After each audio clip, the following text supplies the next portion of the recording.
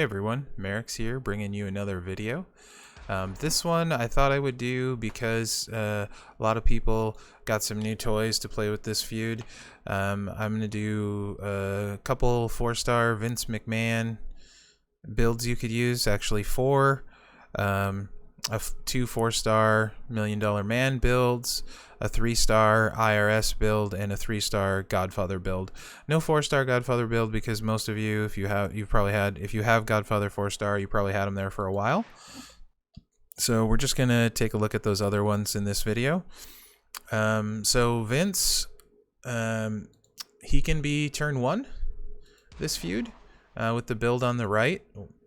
It's turn 1 because Bray is 4 MP, NWO Ted is 2, that's 6, MP perk is 2 for 8, and your turn is 1 for 9. So even if they have MP down, you'll be starting at 8 MP, and his black move there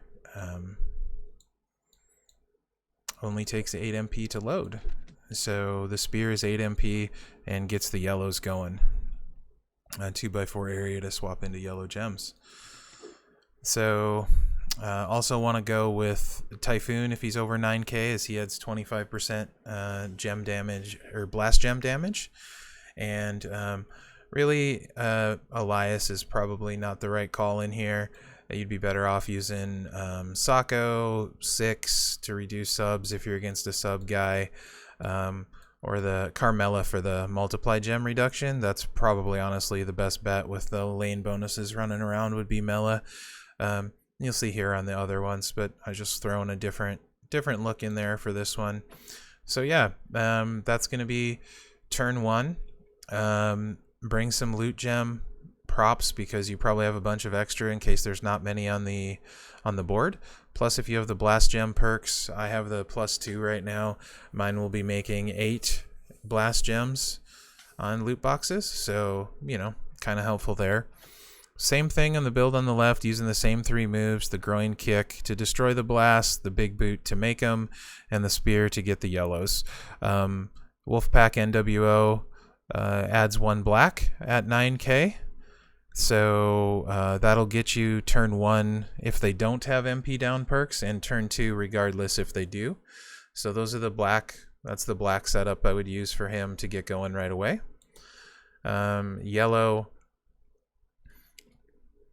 same principle, same move sets. Really just using yellow MP trainers in case you don't have one of those other 2. You can use Akam, and then Beth or Shamrock both have 2 yellow MP, and then that big boot with the blast will be ready turn 1. You can drop that and then use a loot gem prop to hopefully break into those blast gems. If you need to. If not, turn 2 you're going to destroy them. So kind of depends who you're going up against. These builds are assuming you're just going for the bonus guy, and you're, you know, these aren't your main guys. It's not like a 14k Vince or that kind of thing. It's just, you know, you got them and you're going to try to get your bonus matches in and get some wins with them. So that kind of takes care of Vince. He should be pretty powerful, pretty strong, do some good damage for you. $1 Million Man. Either of these 2 movesets probably could work. They're both turn 1, assuming there's no MP down. If there's MP down, they're turn 2 regardless of a match. The first one is the running clothesline, where you turn 1 gem into a countdown gem. That increases your loot gem damage in 2 turns, for 2 turns when it's activated. The other one is the backbreaker. That makes random gems into loot gems, and then the suplex is the choose. You probably won't get a ton of wins turn 1 with $1 Million Man, so this set, you know, you're kind of playing for turn 2, I would say. Hopefully get a purple match on turn 1, get some stuff going if you have the MP. The MP up one, a 3 match plus HBK if you got them is going to be like 6, so suplex would be ready turn 2, no problem. And then you got your randoms out, you got your countdown going, you know, doing extra damage, that kind of thing. The other way, there's a couple purple moves here using woods. The belly to back is just there strictly for damage. It's not going to do anything for you, most likely. The black one is to buff the loot gem damage, or you could go with his $1 Million Dream, his sub. You could put the sub in for the off color in either of them. It's kind of up to you. I probably would be inclined to run him with the double black, but either would work. And then there's really, the sub is strong. If you have Bruno and stuff, you could throw that on there, but there's really nothing generating much in the way of greens for him. That's very reliable. So you're probably better off going the loot box route. You could also remove the MP trainers and go with Vince and IRS. And then, especially if you have the perk, so you're getting more matches for purple or black, you could go that route and then just go for a match and do a lot bigger damage because you're having a lot more chooses and stuff. Either of those will work, and probably the way I would go with MDM. That brings us to IRS, just a 3-star build here. Granted, you're looking at Hall of Fame Sting, not even kind of necessary. I have them, so I put them on there. It's a difference of 1, big deal.